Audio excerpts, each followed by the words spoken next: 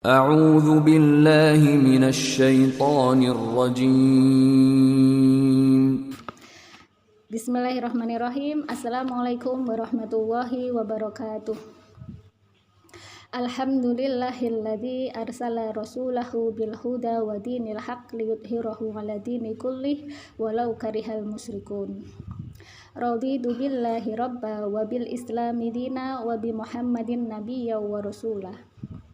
Allahumma shalli wa sallim wa barik ala nabiyyina Muhammad wa ala alihi wa ashabihi wa man da'a ila Allah bi da'watil Islam wa man tamassaka bi sunnati ala rasulihi wa man tabi'ahu bi ihsani ila yaumiddin. Rabbana innana amanna faghfir lana dzunubana wa kaffir 'anna sayyi'atina wa tawaffana ma'al abrar. Amin amin ya rabbal alamin.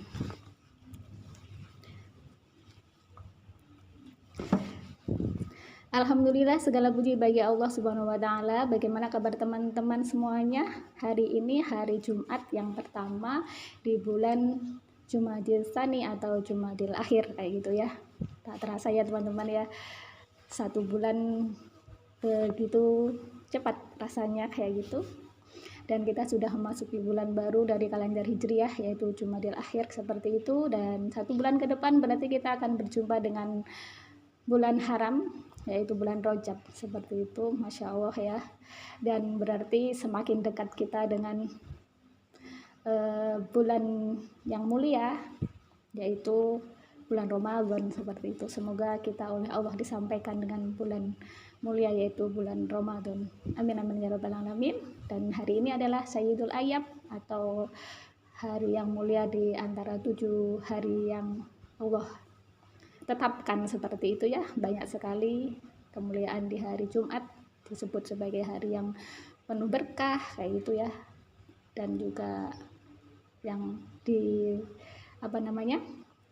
diciptakannya segala makhluk, awal penciptaan makhluk juga di hari Jumat, seperti contohnya adalah Nabi Adam alaihissalam seperti itu ya. Dan masih banyak lagi keistimewaan di hari Jumat kayak gitu yang biasanya kayak gitu dilakukan oleh kaum laki-laki kayak gitu ya, yaitu dengan sholat berjamaah kayak gitu ya, di masjid melakukan sholat Jumat ya, berkumpulnya kaum muslimin kayak gitu di hari Jumat kayak gitu. Masya Allah ya, semoga kita oleh Allah diberkahi di hari ini dan di hari-hari seterusnya. Amin amin ya rabbal alamin. Teman-teman rahimakumullah, kita hari ini lanjutkan bahasan kita yaitu poin yang ke-51 sama poin 52. Kalau mencukupi waktunya kita bahas dua-duanya, kalau tidak berarti cukup satu aja, yaitu poin 51 yaitu laki-laki menyerupai wanita dan sebaliknya. Poin 52 menyemir rambut dengan warna hitam kayak gitu. Meskipun ini suasananya di luar sana hujan, semoga teman-teman tetap ya semangat kayak gitu ya untuk menyimak apa yang kita akan bahas hari ini kayak gitu. Kita mulai ya teman-teman ya. Bahasan yang pertama adalah laki-laki menyerupai wanita dan sebaliknya kayak gitu. Untuk bahasan ini kita akan mengurai seperti itu ya, mulai dari siapa sih itu laki-laki dan wanita kayak gitu ya. Kemudian nanti jenis-jenis manusia, terus kemudian hukumnya menyerupai sama kedudukan laki-laki dan perempuan di hadapan Allah. Itu insya Allah akan kita bahas. Nah sekarang kita mulai dulu dari yang pertama. Dari judulnya tertulis laki-laki menyerupai wanita dan sebaliknya, berarti wanita menyerupai laki-laki. Kalau kita ngomongin laki-laki sama wanita berarti mereka itu adalah kalangan manusia. Kalangan manusia berarti kita ketahui siapa sih pencipta manusia kayak gitu ya. Kita dudukkan pemahaman kita terlebih dahulu kayak gitu ya. Sebenarnya manusia itu siapa kayak gitu. Kita sudah benar memiliki pemahaman yang benar terkait dengan kedudukan manusia itu siapa kayak gitu ya. Maka kemudian insya Allah kita itu akan jadi mudah kayak gitu ketika kita ditata seperti itu ya oleh ya penciptanya manusia kayak gitu ya. Jadi manusia itu adalah hamba kayak gitu ya. Dia adalah makhluk, dia adalah ciptaannya Al-Khaliq seperti itu. Lantas siapa yang menciptakan manusia? Kayak gitu. Itu sudah dijawab dalam Al-Qur'an kayak gitu. Teman-teman bisa buka dalam Quran surah Adzariyat ayat 56 misalkan. Di situ Allah berfirman, A'udzubillahi minasyaitonirrajim. Bismillahirrahmanirrahim. Wa ma khalaqtul jinna wal insa illa liya'budun. Dan tidaklah aku ciptakan jin dan manusia kecuali untuk beribadah kepadaku. Berarti di situ wa ma khalaqtul jinna wal insa, berarti yang menciptakan jin dan manusia itu adalah Allah Subhanahu wa taala. Terus kemudian dalam Quran surah Ar-Rahman ayat 3. Itu kan Allah juga berfirman di situ. Dimulai dulu ayat itu ya, Quran surah Ar-Rahman itu dengan salah satu asmaul husnanya Allah. A'udzubillahi minasyaitonirrajim. Bismillahirrahmanirrahim. Ar-Rahman 'allamal Qur'an khalaqal insan. Itu. Khalaqal insan itu ayat yang ketiga. Berarti di situ khalaqal insan berarti Allah lah yang menciptakan manusia. Ar-Rahman tadi itu adalah salah satu asmaul husnanya Allah. Berarti yang khalaqal insan, yang menciptakan manusia itu adalah Allah Subhanahu wa taala kayak gitu. Jadi kalau kita sudah meyakini ini kayak gitu ya, bahwasanya manusia itu adalah hambanya Allah, manusia itu adalah makhluknya Allah, dan Allah Subhanahu wa taala itu siapa? Dia adalah Al-Khaliqnya manusia, dia adalah penciptanya manusia, dan dia adalah Robnya manusia, dia adalah ilahnya manusia kayak gitu, dia adalah Tuhannya manusia kayak gitu ya. Maka kemudian kalau kita sudah memiliki pemahaman seperti ini, bahwasanya kita itu adalah hanyalah sekedar makhluk kayak gitu, maka kemudian ya di dunia ini ya sekehendaknya Al-Khaliq kayak gitu kan ya, sekehendaknya Allah mau mengambil kapan itu makhluknya untuk diambil kembali kayak gitu, atau mau diberi umur berapa kayak gitu di dunia ini, itu sekehendaknya Al-Khaliq seperti itu. Nah kemudian kalau kita adalah makhluknya Allah Subhanahu wa taala, tentunya Allah tidak akan membiarkan kita kan kayak gitu ya. Makanya kemudian Allah menurunkan Al-Qur'an, mengutus seorang rasul seperti itu supaya kita hidup di dunia ini punya pedoman, punya panduan siapa yang harus kita ikuti kayak gitu. Nah, sudah clear ya, teman-teman ya, bahwasanya manusia itu adalah makhluknya Allah kayak gitu. Terus kemudian berikutnya yang kedua, kemudian manusia yang diciptakan oleh Allah itu jenisnya ada berapa kayak gitu. Jenisnya ada berapa? Nah, itu juga sudah dijawab oleh Allah Subhanahu wa taala dalam Al-Qur'an. Teman-teman bisa buka nih Quran surah An-Nisa kayak gitu ya, ayat 1. Nanti di situ kita akan mengetahui ada berapa jenis manusia yang Allah ciptakan kayak gitu. Dalam Quran surah An-Nisa ayat 1 itu Allah berfirman, teman-teman buka Al-Qur'annya ya. A'udzubillahi minasyaitonirrajim. Bismillahirrahmanirrahim. Ya ayyuhan nasu taqu rabbakumul ladzi khalaqakum min nafsin wahidatin wa khalaqa minha zawjaha wa batha minhuma rijalan katsiran wa nisaa. Wattaqullaha alladzi tasaalu bihi wal arham. Innallaha kana 'alaikum raqiba. Shadaqallahul azim. Di situ ayat tadi itu An-Nisa ayat 1 itu Allah berfirman, ya ayuhan nasu taqu rabbakumul ladzi khalaqakum min nafsin wahidatin wa khalaqa minha zawjaha wa batha minhuma rijalan katsiran wa nisaa kayak gitu ya. Di situ tuh Allah menyuruh manusia, ya ayuhan nas kayak itu ya, wahai manusia. Berarti sebenarnya yang diseru itu semuanya manusia kayak gitu ya. Bertakwalah kepada Allah yang telah menciptakan kalian itu dari jiwa yang satu. Siapa jiwa yang satu itu? Yaitu manusia pertama. Siapa dia? Yaitu Nabi Adam alaihissalam kayak gitu ya. Kemudian dijelaskan ayat berikutnya ya, dan dari Nabi Adam itu kemudian Allah menciptakan pasangannya kayak gitu, yaitu Hawa kayak gitu ya. Terus kemudian dari Hawa sama Nabi Adam, setelah Allah turunkan ke muka bumi kayak gitu ya, oleh Allah, wabatha minhuma, berkembang biaklah dari keduanya tadi itu, yaitu dari Nabi Adam dan Hawa kayak gitu, berkembang biak jadi banyak. Di situ Allah sebutkan rijalau rijal itu laki-laki yang banyak dan juga nisa perempuan yang banyak kayak gitu ya. Sampai sekarang kalau saya sempet ngenet ya, saya cek-cek itu di dunia ini teman-teman ya, ada sekitar 8 miliar lebih sedikit ya jumlah penduduk di muka bumi saat ini kayak gitu loh. Jadi kan banyak sekali.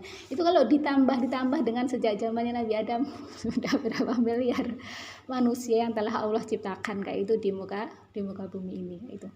Dari fakta jumlahnya banyaknya jumlah penduduk di dunia aja kita udah ya geleng-geleng lah kayak gitu loh. Artinya itu mudah kayak gitu untuk kemudian menemukan ada alkoholik gitu loh. Kenapa? Karena dari setiap manusia itu ternyata beda semua kayak gitu loh. Sampai ada sidik jari kayak gitu tuh untuk mengidentifikasi si A si B itu kan nggak sama banyak. Teman-teman bisa bayangkan ya, maksudnya cetakan ya Allah itu nggak pernah habis gitu loh, nggak kehabisan ide. Kalau manusia itu kan idenya ada batasnya kayak itu loh. Tapi kalau Allah tuh dalam hal menciptakan manusia aja Allah nggak kehabisan ide kayak itu loh. Akan yang diciptakan berikutnya itu nanti misalkan sidik jarinya aja kayak apa itu Allah nggak kehabisan ide kayak gitu loh.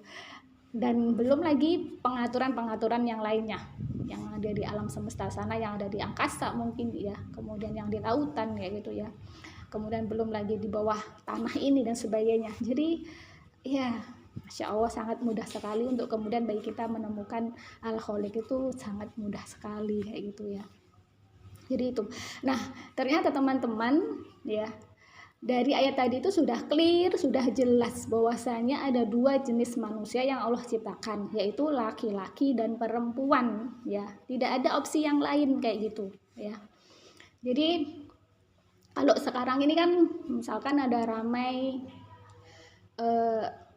terkait dengan identitas gender kayak itu ya. Kalau teman-teman pernah ngisi biodata apa itu, saya sendiri juga pernah, tapi saya lupa pastinya itu mengisi biodata apa, waktu itu online kalau nggak salah.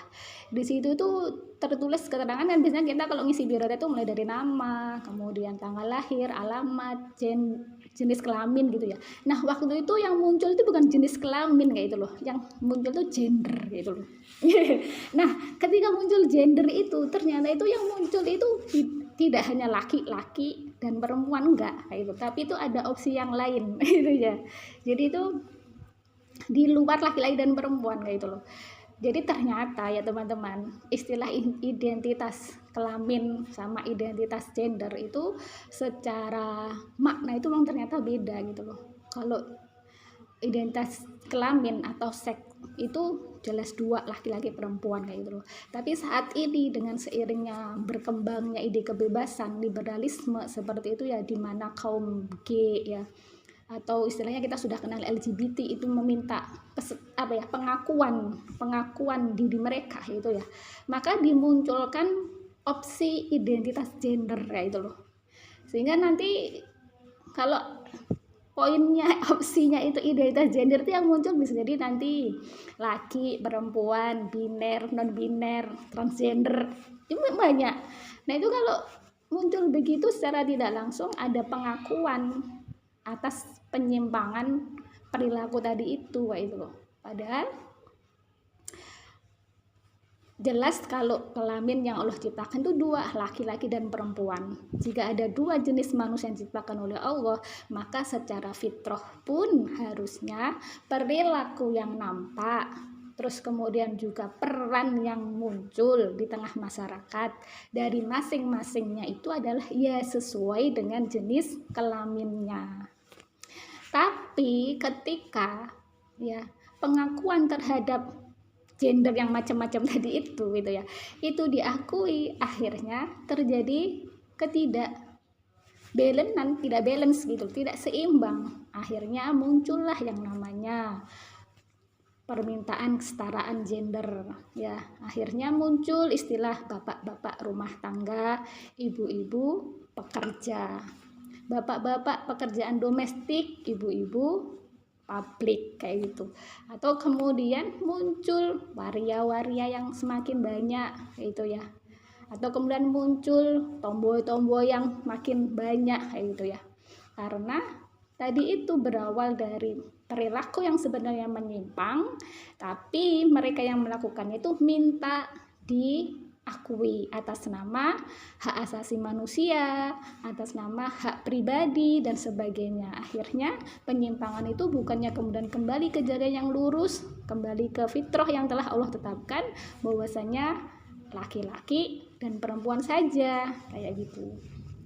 Akhirnya seperti sekarang ini teman-teman ya, kita bisa lihat faktanya kayak gitu ya, terjadinya pergeseran sosial, pergeseran nilai kayak gitu. Akhirnya tak sedikit kita melihat ini apa namanya banci gitu ya. Nauzubillah min dzalik ya.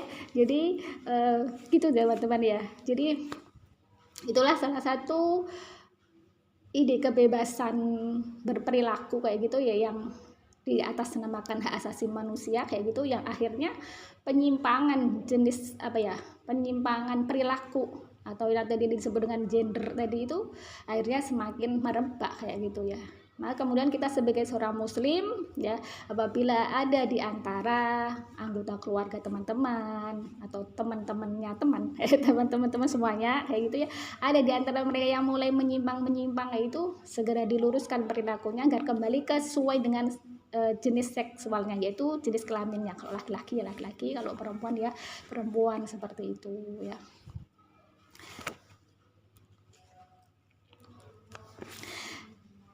Teman-teman rahimakumullah, tadi itu terkait dengan jenis manusia yang diciptakan oleh Allah itu sudah jelas ya, ada dua, yaitu laki-laki dan perempuan. Nah, laki-laki dan perempuan ini memang secara fitrahnya yang Allah tetapkan memang nggak sama kayak gitu ya. Itu teman-teman bisa buka dalam Quran surah Ali Imran ayat 36, yaitu kisahnya ibundanya Maryam ya. Itu kan beliau itu mengandung itu kan beliau berharap anaknya itu laki-laki ya gitu, tapi kemudian kan Allah tetapkan yang terlahir itu adalah perempuan, yaitu Maryam, yang kemudian menjadi ibunya dari Nabi Isa kayak gitu ya. Di situ kan ibunya Maryam ini kan ya curhat sama Allah gitu ya, ya Allah ini yang lahir kok perempuan gitu ya, dan kau maha mengetahui kayak gitu ya. Terus kemudian kan walaisa dzakaru kal unsa ya, dan tidaklah sama laki-laki dan perempuan di situ. Jadi di situ itu ayat, potongan ayat tadi itu walaisa dzakaru kal unsa kayak gitu ya, itu udah menjadi petunjuk memang laki-laki sama perempuan itu beda. Kalau saya pernah baca dalam buku Sains dan Al-Qur'an itu ya dijelaskan di situ bedanya antara laki-laki perempuan. Selain dari sisi feminitasnya perempuan ya, mulai dari mengandung, menyusui, terus kemudian melahirkan dan sebagainya itu ya, itu dari sisi berat otaknya itu nggak sama, itu berat otak laki-laki sama perempuan tuh nggak sama, jadi lebih berat laki-laki dari perempuan. Terus kemudian dari sisi kemampuan fisiknya laki-laki itu lebih kuat gotot daripada perempuan. Terus kemudian dari sisi kemampuan konsentrasinya kayak gitu ya, atau kemudian kemajemukan dalam melakukan amal dalam perbuatan dalam satu waktu itu. Kalau perempuan itu bisa dalam satu waktu itu nyabang kayak gitu loh. Misalkan kalau saya sendiri, misalkan ya saya kasih contoh aja ya, saya membenarkan pernyataan itu maksudnya gitu teman-teman ya.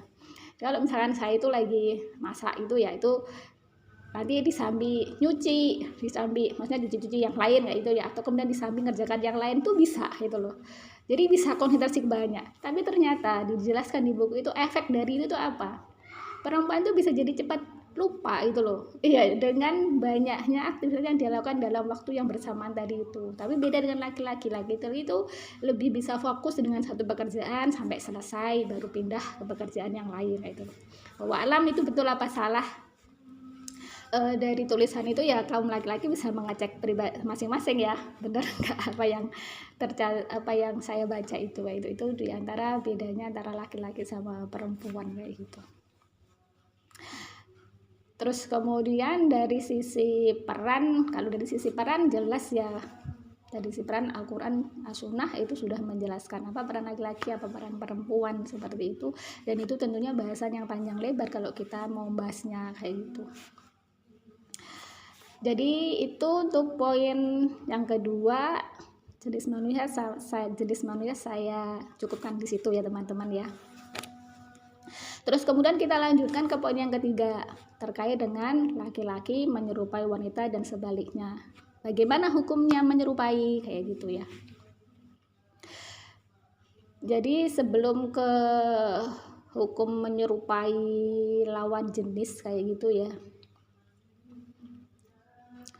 kita harus ingat dulu bahwasanya dalam diri manusia itu yang pertama ada nafsu kayak gitu ya, ada iman juga kayak gitu, dan kita juga punya musuh eksternal kayak gitu, yaitu setan. Nah teman-teman, ternyata dalam hadis qudsi itu Allah sudah mengabarkan kayak gitu ya. Ini saya bacakan ya teman-teman ya hadis qudsinya. Dari Iyad bin Himar al-Mujassi radhiyallahu anhu, pada suatu hari Rasulullah Shallallahu alaihi wasallam bersabda dalam salah satu khutbahnya, sesungguhnya Robku memerintahkanku untuk mengajarkan apa yang tidak kalian ketahui yang Dia telah ajarkan padaku pada hari ini, yaitu bahwa semua harta yang aku berikan pada hamba itu halal. Sesungguhnya aku menciptakan hamba-hambaku dalam keadaan lurus semuanya, ya. Kemudian mereka didatangi oleh setan, lalu dijauhkan dari agama mereka. Setan mengharamkan yang aku halalkan pada mereka dan memerintahkan mereka agar menyekutukanku dengan sesuatu yang tidak aku turunkan kuasanya atasnya. Hadis riwayat Muslim, statusnya sahih. Ya, jadi teman-teman ya, dari hadis qudsi tadi itu Allah sudah mengabarkan bahwasanya Allah itu awalnya menciptakan manusia lurus semua kayak gitu ya, lurus ya. Tapi kemudian ada faktor internal nafsu. Kalau dalam hadis qudsi tadi itu disebutkan ada setan yang mendatangi dia, terus kemudian dia menjadikan manusia itu menyimpang kayak gitu ya. Jadi seperti banci berperilaku, laki-laki berperilaku seperti perempuan, itu bisa berawal dari seneng gitu loh. Maksudnya itu dari nafsu, dia itu seneng lihat cewek itu kok ada berhias-rias, mungkin dia milik gitu ya, iri, pengen kayak seperti itu. Atau kemudian di keluarganya itu ada pembiasaan yang awalnya sedikit tapi kemudian dibiarkan kayak gitu loh. Jadi misalkan sejak anak kecil itu kan benar-benar pembentukan yang harus benar-benar diperhatikan oleh para orang tua. Jadi kalau misalkan anaknya itu mulai dari ada kecenderungan dia seksnya laki-laki kayak gitu loh, tapi dia kok gemulai kayak gitu loh, gemulai gitu, itu harus segera diluruskan anaknya itu jangan gemulai gitu loh ya, kalau dia laki-laki. Atau kemudian kecenderungan pakaian, dipakein pakaian wanita mau kayak itu ya, pengennya celana apa ya, pengennya cewek gitu, atau yang cewek pengennya pakai baju yang celana gitu ya. Pembiasaan yang biasanya itu dikenakan laki-laki dari kecil, atau kemudian biasa dipakai untuk wanita padahal dia laki-laki, itu ketika dewasa dibiarkan terus ya bisa itu kemudian menjadi penyimpangan. Akhirnya ketika sudah besar, sudah balik, nggak mau jilbaban, nggak mau berkerudung pun nggak mau kayak itu, karena dia lebih senang lihat yang eksis dia itu laki-laki yang nggak berkerudung, yang nggak berhijab seperti itu. Nah itu bisa berawal dari situ penyimpangan itu. Atau kemudian juga nanti kalau sudah si kecilnya biasa aja, laki-laki perempuan, tapi ketika bergabung sama teman-temannya yang mungkin teman-temannya agak banci-banci gitu, dia bisa ketularan kayak gitu loh. Jadi banci berperilaku tomboy, berperilaku yang perempuan tomboy, atau kemudian yang laki-laki menyerupai wanita kayak gitu ya, itu bukan sunatullah, ya, tapi itu adalah hasil dari Pertama kekeliruan berpikir dulu, terus kemudian pembiasaan yang keliru kemudian dibiasa-biasakan, akhirnya terbentuklah habit yang menyimpang dari kodrat dia kayak gitu. Nah itu harus segera dikembalikan. Kalau menyerupai aja menyimpang, apalagi sampai mengganti jenis kelaminnya atau Masya Allah ya. Jadi itu sudah dijelaskan pula oleh Allah Subhanahu wa taala dalam Quran surah An-Nisa ayat 119. Teman-teman bisa buka Al-Qur'annya di situ. Itu ternyata sudah sumpahnya setan kayak gitu ya, untuk kemudian menyesatkan manusia kayak gitu. Jadi di situ itu setan sudah mengatakan wala udillannahum ya. Dan sungguh aku tuh akan menyesatkan mereka ya, wala umanniyannahum, dan aku akan menumbuhkan angan-angan dalam diri mereka kayak gitu, wala amurannahum, dan aku akan menyuruh mereka kayak gitu ya, wala yubattikun. Nah fala yubattikun, supaya mereka itu kemudian memotong kayak gitu adzanal an'ami, telinga-telinga hewan mereka itu ya, wala amurannahum, dan akan aku suruh mereka itu, untuk kalangan manusia tadi itu ya, dia akan disuruh oleh setan itu berikutnya itu yaitu untuk wala yughayyiran. Nah ya, untuk maka mereka itu akan mengubah ciptaannya Allah, khalqallah ya ciptaannya Allah kayak gitu. Jadi di situ tuh setan itu sudah berjanji akan menyesatkan manusia, menumbuhkan angan-angan dalam diri manusia, akan menyuruh manusia itu untuk kemudian mengubah ciptaannya Allah kayak gitu. Kalau dalam tafsir Ibnu Katsir yang saya baca teman-teman ya, terkait dengan dan sungguh setan akan menyuruh manusia hingga kemudian mereka itu benar-benar mengubah ciptaannya Allah itu ya, itu tafsirnya dijelaskan di situ tuh bisa bermakna satu, mengebiri binatang, terus kemudian yang kedua membuat tato dalam tubuhnya kayak gitu, mengubah ciptaannya Allah, kemudian mengubah agamanya Allah. Itu diantara beberapa maknanya di situ. Maka dari situ tuh kita juga bisa kemudian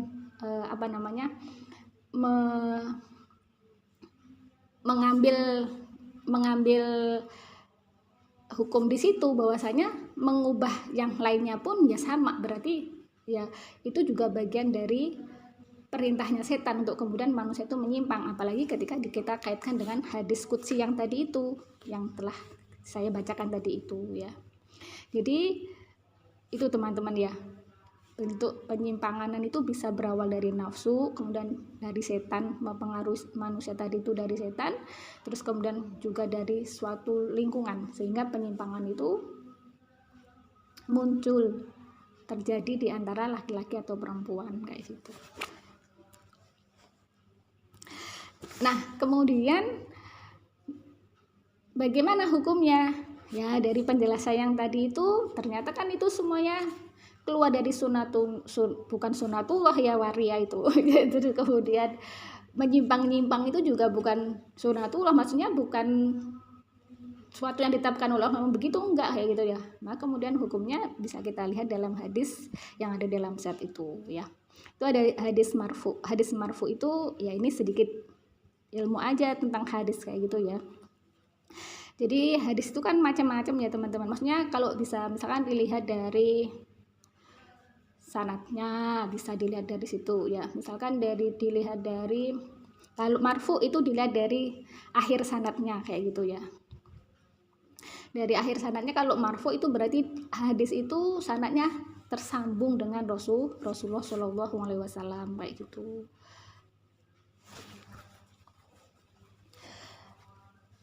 Jadi hadis ini yang dari Ibnu Abbas ini yaitu hadis marfu, berarti hadis ini sanadnya sambung sampai ke Rasulullah Shallallahu Alaihi Wasallam ya. Bagaimana bunyi hadisnya? La'ana Rasulullahi ya. Jadi la'ana itu melaknat. Jadi melaknat itu kalau ini berbagi juga ya teman-teman ya. La'ana itu berarti dia adalah kata kerja. Kalau dalam bahasa Arab itu dikenal dengan fi'il kayak gitu. Tapi beda kata kerja dalam bahasa Indonesia sama dalam bahasa Arab ya teman-teman ya. Kalau dalam bahasa Indonesia itu ya namanya kata kerja itu kan nggak berubah. Maksudnya itu ya misalkan hari ini, kemarin, besok misalkan makan gitu kan, ya tetap makan gitu ya. Cuma bedanya kan saya telah makan, akan makan, sedang makan kan gitu. Makannya itu kan bentuknya tetap gitu. Tapi nanti kalau dalam bahasa Arab itu nanti kayak langana ini. Langana itu kan bentuknya apa namanya? Bentuknya madhi atau telah gitu ya, kalau dalam bahasa Indonesia itu telah gitu dah. Nanti bentuk sedang dan akarnya itu akan nggak langana lagi, bentuk tulisannya itu sudah akan ditambahi dengan huruf mudhoro'ah, karena maksudnya itu fiil. Tadi kan kalau kata kerja itu fiil. Nah, kalau sudah fiil untuk kata kerja saat sedang dan akan itu namanya fiil mudhore gitu kalau dalam bahasa Arab itu. Nanti bentuknya bukan lagi la'ana tapi sudah ketambahan huruf mudhoro'ah. Nah, itu nanti udah kasroh fatkahnya udah beda juga gitu. Nah, itu teman-teman belajar deh bahasa Arab. Saya ini selalu promosi gitu biar teman-teman tuh belajar kayak gitu, karena Al-Quran sama Al-Hadis itu pakai bahasa Arab gitu.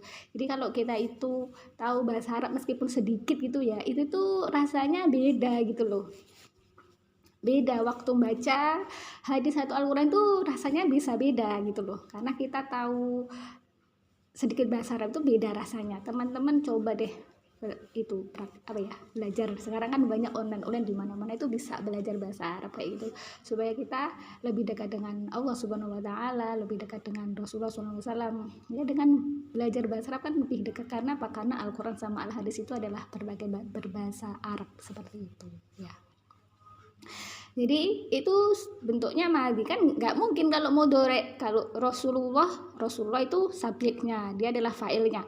Rasulullah melaknat pasti bentuknya madhi gitu kan. Kalau mudhore akan dan sedang, kapan dilaknatnya padahal pelakunya sudah melakukan kesalahan. Makanya di situ bentuknya pasti kayak itu ya, itu dalam bentuk madhi seperti itu.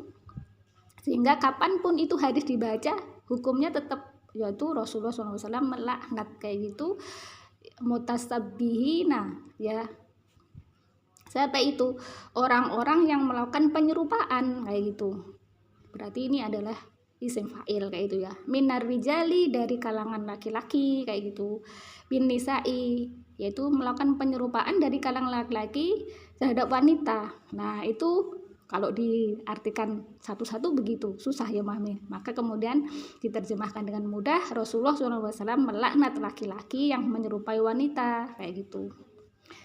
Dan kemudian wal mutasyabbihati, dan juga orang-orang yang melakukan penyerupaan minan nasi, dari kalangan wanita birijali, terhadap laki-laki, yaitu wanita-wanita yang menyerupai laki-laki itu juga dilaknat oleh Rasulullah SAW. Hadis riwayat Bukhari yaitu.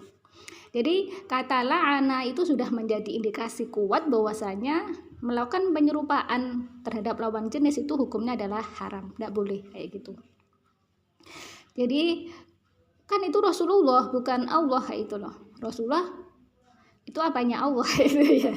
Jadi tadi seperti yang potongan ayat yang saya baca di awal tadi, huwallazi arsala rasulahu bil huda wa dinil haq liyudhhirahu ala dini kullih, kayak itu, walau karihal musyrikun. Jadi Allah lah yang telah mengutus, yaitu wallazi arsala rasulahu, mengutus rasulnya, bil huda, dengan petunjuk, wa dinil haq ya, dan juga dengan agama yang benar, yaitu untuk dimenangkan di atas agama yang lain meskipun orang-orang musyrik itu nggak menyukainya kayak itu loh. Jadi Rasulullah itu apa yang dari Rasul itu hak gitu loh, benar seperti itu. Lalu kemudian diperkuat dengan ayat-ayat Allah yang lain dalam Al-Quran kayak itu. Semisal itu dalam Quran surah An-Nisa itu ya, ayat berapa itu? Ayat 14 ya kalau nggak salah itu. Wa may ya'sillaha wa rasulahu wa yata'adda hududahu yudhilhu naron khalidan fiha. Tuh kan di situ ayat itu dan siapa yang ini apa namanya? Membangkang ya, itu sudah itu melawan gitu ya, melawan Allah dan Rasulnya kayak gitu, dan kemudian mengingkari hukum-hukumnya gitu, kemudian memusuhi hukum-hukumnya Allah dan Rasulnya, maka yudhilhu, maka dimasukkan dia itu naron, ke dalam neraka, kholidan fiha, ya, kekal di dalamnya, walahu adabun muhin, ya, dan baginya itu adalah adab yang menghinakan. Jadi ayat itu sudah menunjukkan bahwasanya laknatnya Allah sama laknatnya Rasulullah itu ya sama-sama menunjukkan itu haramnya suatu perbuatan kayak gitu loh, ya. Meskipun hadis ini yang melaknat adalah Rasulullah, jadi sama kayak gitu ya. Setelah kita baca, setelah kita mengetahui ayat-ayat tadi itu kayak gitu, jadi tidak mengubah menjadi meragukan hukum akan keharaman dari menyerupai lawan jenis baik laki-laki atau perempuan kayak gitu. Lantas kemudian yang menyerupai itu dalam hal apa yang nggak boleh itu kayak itu ya. Yang pertama ya ini apa aja yang nggak boleh. Saya ambilkan hadis yang lain ya dari Ibnu Abbas bahwasanya Rasulullah SAW melaknat laki-laki yang bertingkah laku seperti wanita dan wanita yang bertingkah laku seperti laki-laki. Nah itu jadi dari tingkah laku, dari perbuatan ya, mulai dari jari-jari jalannya, berperintah laku banyak, cara berpakaian, pakaiannya kayak gitu. Perempuan tapi nggak mau berhijab, atau kemudian rambutnya, potongan rambutnya. Sebenarnya kalau perempuan dengan perintah berhijab itu dia potong rambut itu nggak bakal kelihatan ya, tapi ketika dia nggak mau berhijab akhirnya bisa dilihat potong rambutnya seperti laki-laki kayak gitu. Atau kemudian cara jalannya yang laki-laki seperti perempuan, atau kemudian laki-laki memakai pakaiannya perempuan ya kayak banji-banji itu ya. Atau kemudian cara bicaranya juga laki-laki bicara seperti perempuan kayak gitu ya. Pokoknya apa-apa yang sudah menjadi ciri khasnya laki-laki terus kemudian itu diambil oleh perempuan yang menjadikan orang secara umum itu akan melihat, loh kamu kok mirip laki-laki, nah itu berarti ya penyerupaan kayak gitu. Demikian pula ketika seorang laki-laki mengambil sesuatu yang kekhususan menjadi wanita hingga kemudian kita yang secara umum itu mengatakan, loh kamu kok mirip perempuan, ya udah itu termasuk penyerupaan seperti itu. Nah itu oleh Rasulullah dilaknat, berarti oleh Allah pun juga dilaknat seperti itu ya, berarti hukumnya tidak boleh kayak gitu.